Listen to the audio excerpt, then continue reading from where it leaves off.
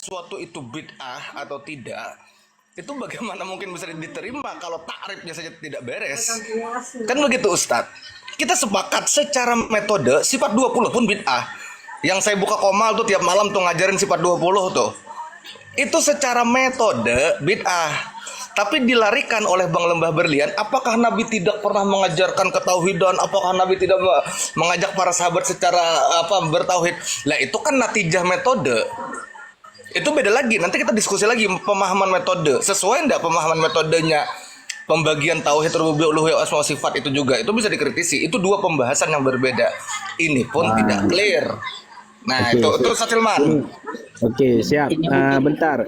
Ini Ustadz gini kan, biar nggak dibilang keroyokan, jadi kita ini biar enak gitu kan, biar diskusinya. Tadi itu belum nemu titik poinnya itu, karena sudah keburu turun Bang Mahasiswa. Itu kalau boleh dinaikin lagi Bang Mahasiswa. Adapun dilanjutkan sama Bang Lembah Berlian. Ustadz Kunanta tadi udah clear, dia lagi di mobil. Artinya itu alasan dia nggak bakal bisa menampilkan data. Asal ngomong aja dia.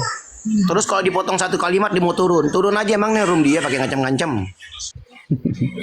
Oke, gini Bang Lembah Berlian, monggo ini kaminya. mahasiswa kehidupan mau naik ya, mungkin turun dulu dari mobil, kemudian datangi perpustakaan Anda dan bawa referensi rujukan kitab yang Anda pakai, bukan VT Anda ya, tapi rujukan kitab yang Anda pakai untuk mengatakan pertama bahwasanya sifat 20 itu dari filsafat.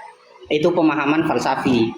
Yang kedua, bawa referensi tentang kalau sifat 20 ini ada, itu dibawa oleh Aristoteles atau diambil dari pemahaman Aristoteles atau aristokrasi. Itu tolong dibawa referensinya. Yang ketiga, itu dua saja dulu. Terus yang Anda minta tadi, ini saya tunjukkan ya. Siapa yang mengatakan sifat aula 20? Ingat ya, beda antara sifat aula 20 yang kita ketahui dan sifat aula hanya 20, itu dua hal yang berbeda. Yang pertama yang harus kawan-kawan Wahabi ketahui, tidak ada satupun dari ahlu sunnah wal jamaah yang mengatakan sifat aula terbatas hanya pada 20, tidak ada. Ini buktinya. Penggagas sifat 20 mengatakan seperti ini dalam kitabnya, dan saya harap si mahasiswa kehidupan mulailah membaca kitab, mulailah membaca. Bang host, tolong dibesarin host. Jangan jadi orang yang malas untuk membaca. Kenapa harus 20? Oke, nanti saya jelaskan. Sudah dijelaskan kok sama penulis kitab kenapa harus 20. Beliau katakan, famimma yajibu li maulana jalla wa azza isruna sifa wahiyah. Syarah dari matan ketika beliau menulis termasuk sesuatu yang wajib kita ketahui bahwasanya Allah Subhanahu wa taala memiliki 20 sifat. Shin, syarah dari penjelasan di atas adalah asyaro bimin at-tabaidiyya ila anna sifati maulana jalla wa azza al-wajibata lahu la tanhasiru fi hadhil isrin id kamalatuhu ta'ala la nihayata laha lakinil ajzu an ma'rifati ma lam yunsab alaihi dalilun aqliyun wala naqliyun la nu'akhidu bihi bifadlillahi ta'ala.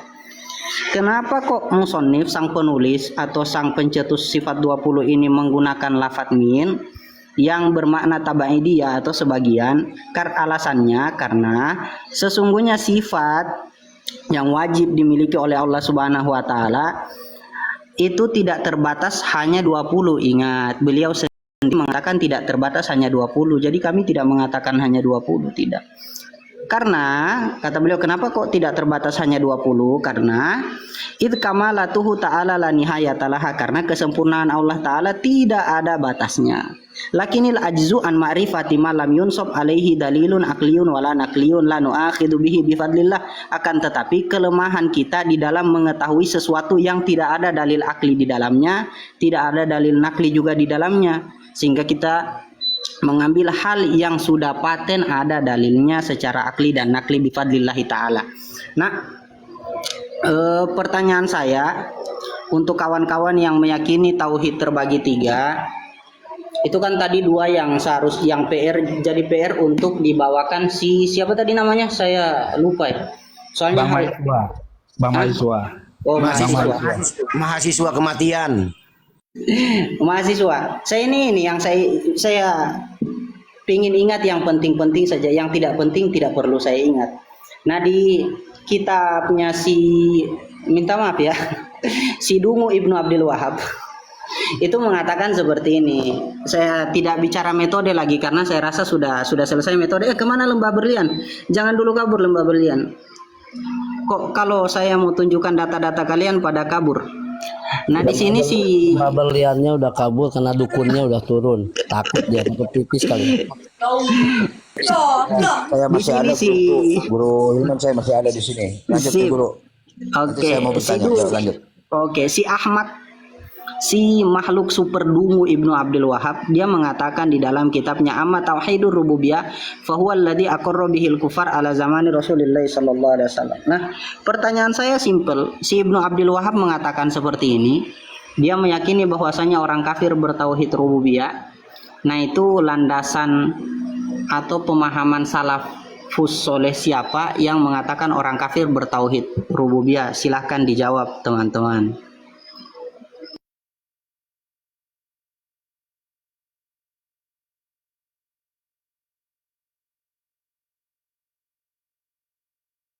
Ya bukan tidak ada. Bentar.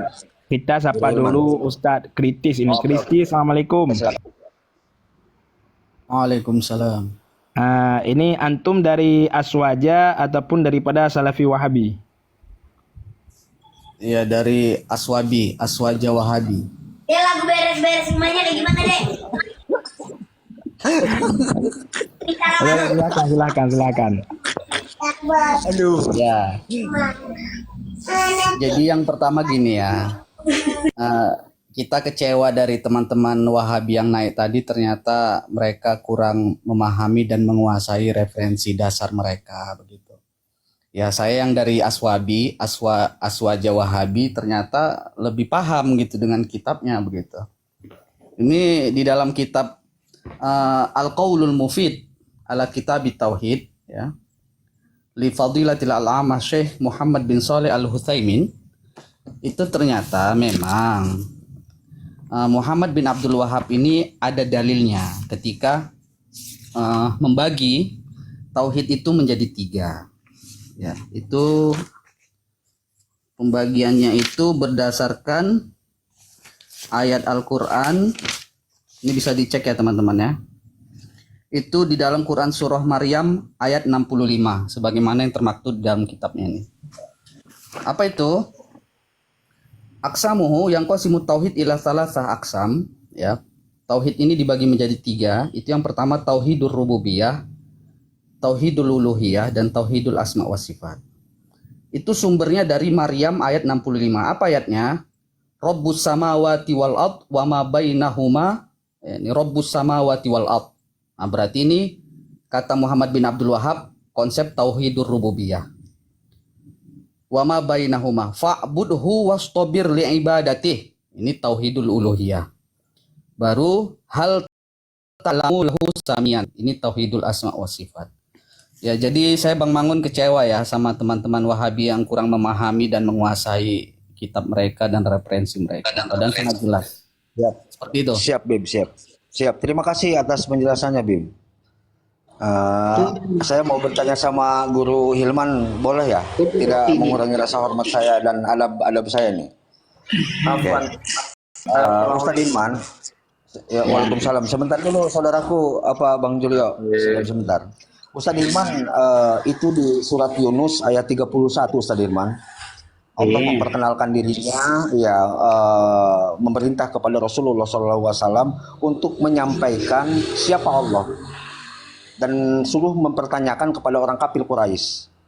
Allah di situ memperkenalkan bukan hanya sebagai pencipta langit dan bumi, pemberi rezeki, tetapi Allah memperkenalkan dirinya dalam surat Yunus ayat 31 itu sebagai yang menghidupkan dan mematikan lalu menghidupkan kembali dan menciptakan pendengaran dan penglihatan.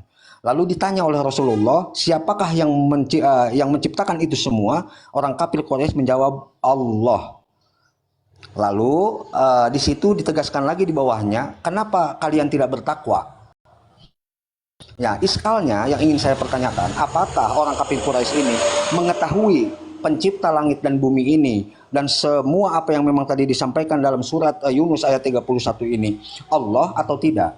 Artinya konteksnya mereka mengetahui penciptanya adalah Allah tetapi menyembah kepada selain Allah. Kita tidak mengatakan apa bertauhid secara keseluruhan utuh ya, tetapi ini konteksnya adalah mengetahui pencipta langit dan bumi dan seterusnya yang memang disampaikan di ayat surat Yunus ayat 31. Silakan Gurunda Ustadz Ilman. Begini, yang mana duluan ini? Yang pertama, saya ini heran ada orang yang tasayuk kok membela Wahabi ini tumben.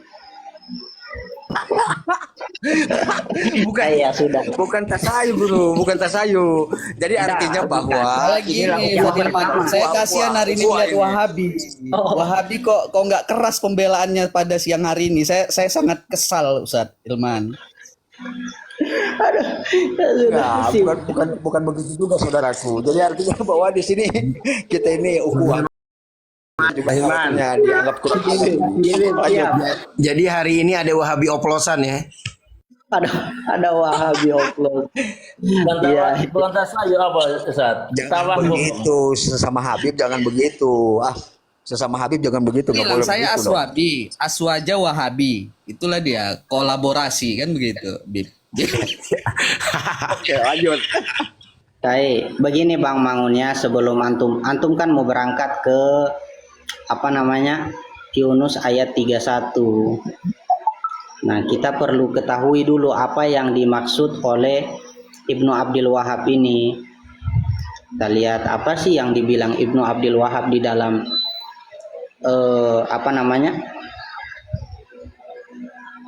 apa ini? Wahadadal dalam tauhid rububiyah. Kan antum yang coba antum bawakan itu. Toh mana tauhid ini? Sebentar ya, pelan-pelan Bang Mangun, santai. Siap. Saya carikan definisinya dulu. Kita pertama yang saya ingin sampaikan kan yang antum bawa itu kan ayat kul mayarzukukum fis samai ila akhir. Pertama terkait hal itu kita tidak bisa sembarangan tafsir. Nabi bersabda man qala fil Quran bi ghairi ilmi falyatabawa maqadahu minan nar, dan saya rasa kita punya keterbatasan terkait ayat Al-Qur'an semua. Jadi kita melihat apa sih yang dikatakan oleh ulama terdahulu. Kalau memang mengikuti salaf, mari kita lihat kitabnya ulama salaf. Imam At-Tabari mengatakan di dalam ayat yang coba antum bawa tadi, Yunus ayat 31, kul ya Muhammad, tafsirnya ini kul ya Muhammad liha ulail musyrikina billahi al-ausana wal asnama. Jadi ayat ini Allah memerintahkan untuk mengatakan hal itu kepada orang-orang musyrik yang mensyirikkan, mensekutukan Allah dengan ausan dan asnam, berhala-berhala, patung-patung dan berhala-berhala. Bukan mukhotobnya itu tampakkan atau sebutkan perbedaan antara tauhid rububiyah dan tauhid uluhiyah. Kemudian Ibnu Abdul Wahab menjawab fakul, maka katakanlah tauhidur rububiyah fi'lur rabb. Tauhid rububiyah adalah fi'lur rabb. Ingat, mengesakan secara rububiyah adalah mengesakan dalam perbuatan Allah. Semisal lihat contoh yang dibawa Ibnu Abdul Wahab ya, mithlul kholqi war rizki wal ihya wal imata wa inzalil matar wa imbatin nabat wa tadbiril umur. Ini harus terpenuhi semua. Menciptakan ya harus Allah, memberi rezeki ya harus Allah, semata-mata ya satu-satunya, karena tauhid mengesakan, menghidupkan, mematikan, menurunkan hujan, menumbuhkan tanaman dan mengatur keadaan itu harus hanya Allah, tidak boleh ada yang lain diyakini. Oke, sekarang kita cek sejarah. Apakah sejarah mengatakan seperti itu? Oh, ternyata tidak. Kan kalau cari kata Nabi tidak mungkin ada tuh. Nah, kita cari sejarahnya bagaimana. Sejarahnya seperti itu ada ndak? Ternyata tidak. Di kitab Sirah Ibni Hisham, dan beliau termasuk Ibni Hisham ini, dia meninggal tahun berapa ini? Tahun 213 Hijriah. Nah, apa kata dia? Ini di dalam bab aslu ibadatil asnam fi ardil Arab, asal penyembahan berhala di tanah Arab.